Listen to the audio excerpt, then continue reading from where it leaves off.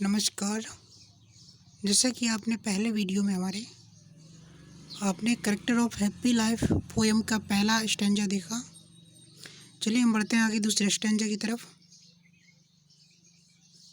इसमें लिखा है whose passions not his masters are. अर्थात कवि कहता है कि प्रसन्न व्यक्ति का मनोवेग उसका मालिक नहीं होता है। अर्थात उसकी इच्छा उसकी मालिक नहीं होती हैं, बल्कि वह स्वयं इच्छाओं का मालिक होता है। Whose soul is still prepare for death. उसकी आत्मा हमेशा मरने के लिए तैयार रहती है। वह जानता है कि एक न एक दिन सभी को मरना है, इसलिए वह मृत्यु से भयभीत नहीं रहता है और वह हमेशा मृत्यु के लिए तैयार रहता है। Untied unto the world with care. वह संसार की चिंताओं से मुक्त रहता है। वह राजा की कृपा और सामान्य लोगों की आलोचनाओं से भी मुक्त रहता है।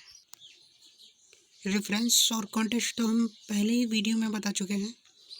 जैसा कि रेफरेंस में लिखते हैं कि these lines have been taken from the poem character of a happy life composed by sir Henry Wharton.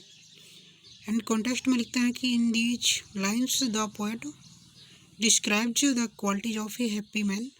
अर्थात इन पंक्तियों में कवि प्रसन्न व्यक्ति के गुणों का वर्णन करता है। एक्सप्लेनेशन में लिखेंगे in this stanza the poet says that a happy man is free and self dependent.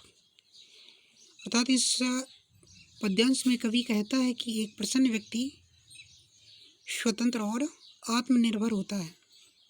He is the master of his desires. वह अपनी इच्छाओं का मालिक होता है। But his desires passion are not his master. अर्थात उसकी इच्छाएं और उसका मनोवेग उसके स्वामी नहीं होते हैं, बल्कि वह स्वयं इच्छाओं का मालिक होता है। His desires are not his masters. He is always ready for death. अर्थात वह मृत्यु के लिए हमेशा तैयार रहता है। He does not afraid of death. He says that a happy man is free from the care of the world. अर्थात कवि कहता है कि प्रसन्न व्यक्ति संसार की चिंताओं से, लव ऑफ किंग राजा की कृपा से, राजा के प्रेम से और criticism of the common people सामान्य लोगों की आलोचनाओं से पूर्णतः मुक्त रहता है। इसी के साथ दूसरा पैराग्राफ भी हमारा समाप्त होता है।